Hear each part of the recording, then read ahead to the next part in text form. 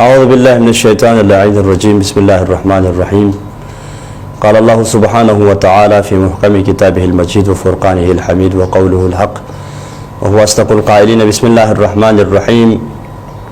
قال عیسی ابن مریم اللہم ربنا انزل علینا مائدة من السماء تکون لنا عیدا لأولنا وآخرنا وآیة منک وارزقنا وانت خیر الرازقین۔ ناظرین کرام، سب سے پہلے آپ کی خدمت میں عید سعید فطر مبارک پیش کرتے ہیں، آپ کی خدمت میں مبارکباد عرض کرتے ہیں۔ اس کے بعد یہ عرض کرنا چاہیں گے کہ اقوام عالم میں چند ایام ایسے ہیں جنہیں جشن، عید اور فیسٹیول، تہوار کے طور پر مناتے ہیں، سیلیبریٹ کرتے ہیں، لیکن ہر قوم کا اپنے عقائد، تصورات، اپنے معلومات اور اپنی روایات کے مطابق ہر جشن کو، عید کو یا ان کے تہوار کو سیلیبریٹ کرنے کا اپنا ایک خاص انداز ہوتا ہے۔ اقوام عالم میں مسلم قوم منفرد اور ممتاز قوم ہے، لہٰذا مسلم امہ کا، مسلم قوم کا اپنی عید کو منانے کا انداز بھی نرالا ہے۔ دنیا میں بہت سے لوگ اپنے تہوار کو سیلیبریٹ کرتے وقت ہر عقلی، عرفی اور معاشرتی قید سے بالاتر ہو کر، آزاد ہو کر ہر قسم کی حرکتوں، ہر قسم کے افعال اور حرکات کو اپنے تہوار کو منانے کا انداز سمجھتے ہیں، لیکن مسلم امہ کا اپنی عید منانے کا خاص انداز ہے۔ سب سے پہلے ہم اس لفظ کے لغوی معنی اور اصطلاحی معنی کی طرف جائیں اور اس پر غور کریں، اور اس کے بعد روایات کی روشنی میں عید کسے کہا جاتا ہے اور قرآن نے عید کسے کہا ہے، اس پر غور کرنے کے بعد ہم آئیں گے کہ مسلم امہ عید کو کس طرح منانی چاہیے اور مسلم امت کو عید کیسے سیلیبریٹ کرنی چاہیے۔ سب سے پہلے یہ عرض کریں گے کہ عید، لفظ عید جو ہے عربی زبان کا لفظ ہے، اسے عادا یعود عود، عود سے لیا گیا ہے، اور عود کا معنی ہے پلٹنا اور لوٹنا، یعنی کسی قوم اور ملت پر سختیوں، مشکلات اور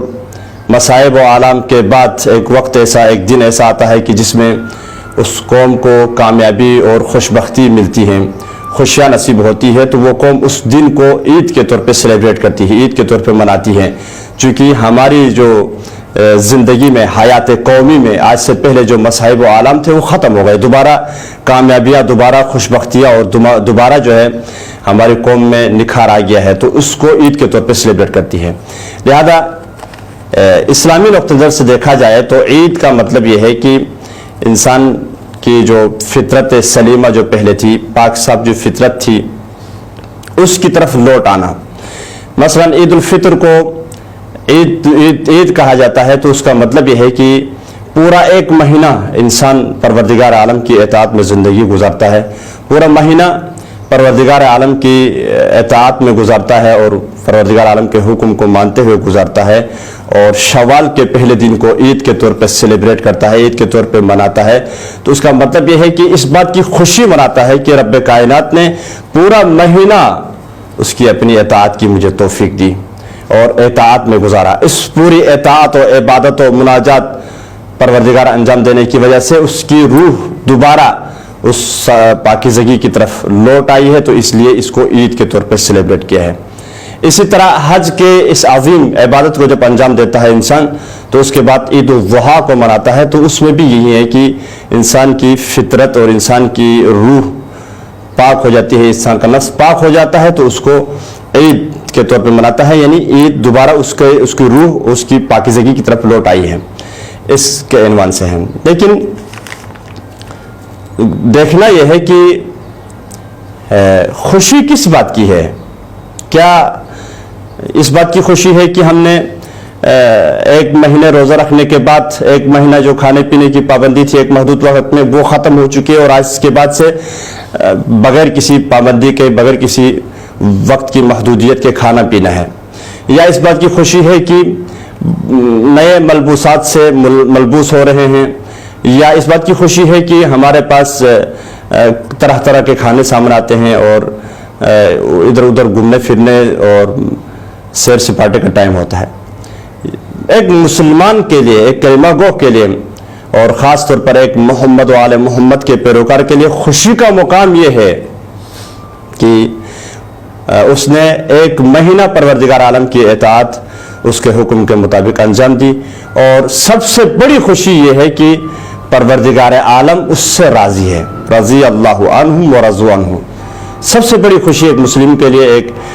محمد و آل محمد کے پیروکار کے لیے یہ ہونی چاہیے کہ اللہ اس سے راضی ہے اور اللہ سے وہ راضی ہے۔ اللہ اس سے راضی ہے اس عنوان سے کہ اس نے پورے مہینے میں اللہ کی اطاعت کی، اور جو حلال چیزیں تھیں باقی ایام میں، ان